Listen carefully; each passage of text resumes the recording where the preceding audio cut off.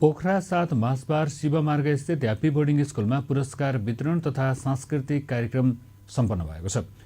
एक वर्ष अभिभावक दिवस र अर्को वर्ष पुरस्कार वितरण तथा सांस्कृतिक कार्यक्रम गर्ने वार्षिक तालिका अनुसार मंगलबार सांस्कृतिक कार्यक्रम तथा पुरस्कार वितरण कार्यक्रम सम्पन्न गरिएको हो।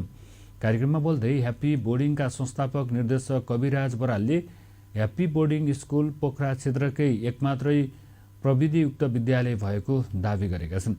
विद्यार्थीहरूको पठन पाठनलाई थप प्रभावकारी बनाउन डिजिटल बोर्ड मार्फत पढाउने वातावरण मिलाइएको निर्देशक बरालको भनाइरहेको छ। यसमा हाम्रो उद्देश्य भनेको स्कुल सञ्चालन गर्न हाम्रो यो पोखरामा एकदम नितान्त फरक किसिमले स्कुल सञ्चालन गरिरहेका छौँ।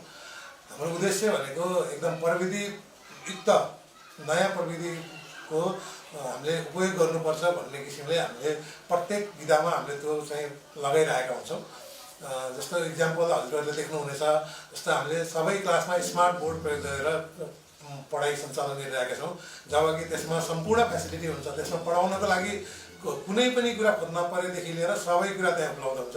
त्यो कुरा कहीँ जानु पर्दैन। त्यो कुरा विश्वमा अहिले आएको लेटेस्ट प्रविधि हो। पोखरामा हामीले मात्रै सुरु गरेका छौँ सबै क्लासमा राखेर। यो चाहिँ पहिलोचोटि नै हो र विद्यार्थीहरूलाई त्यसबाट पढ्नमा इन्ट्रेस्ट जाग्ने कुरादेखि लिएर चाहिँ उनीहरू बुझ्नमा पनि, जस्तो भिजुअल कुरा पढाउँदाखेरि भिजुअल देख्यो भने उनीहरूको दिमागमा जुन पिक्चर बस्छ भन्ने हाम्रो एउटा वैज्ञानिक मान्यता छ। त्यही अनुसारले पढाएको हुन्छ। जस्तो स्मार्ट टिचिङ गर्दा स्मार्ट बोर्डबाट गर्दा जुन पिक्चरहरू पनि सम्पूर्ण पिक्चर 3D मै देखाउन मिल्यो।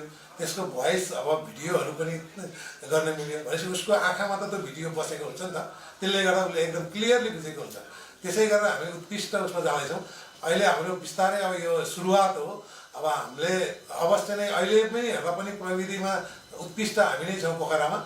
पहिलो डिजिटल स्कुल हो पोखराको र चाहिँ आउँदा दिनहरूमा पनि हामीले चाहिँ अरू नयाँ प्रोग्राम जे आउँछ, ओल्डमा चाहिँ जुन कुरा नयाँ हुन्छ त्यो हामीले उतिखेरै लगाइरहेका हुन्छौँ।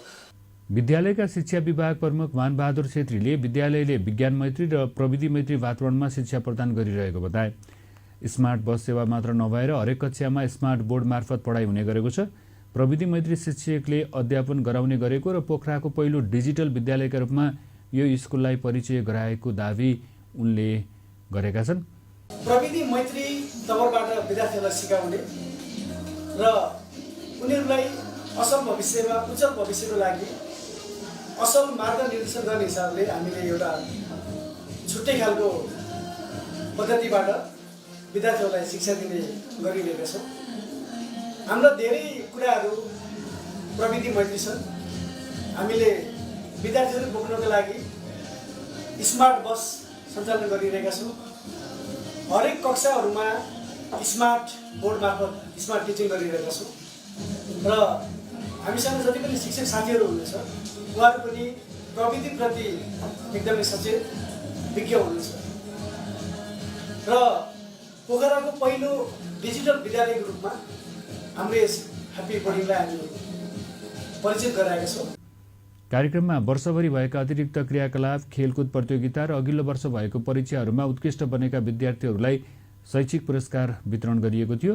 विद्यार्थीहरूले सांस्कृतिक प्रस्तुति मार्फत आफ्नो कला प्रस्तुत गरेका थिए। स्कुल इन्चार्ज दुर्गा गुरुङले स्वागत मन्तव्य राखेको कार्यक्रममा विद्यार्थीको तर्फबाट कक्षा 8 की छात्रा शीला छेत्री, कक्षा 9 की छात्रा सौरभी पौडेलले बोलेका थिए।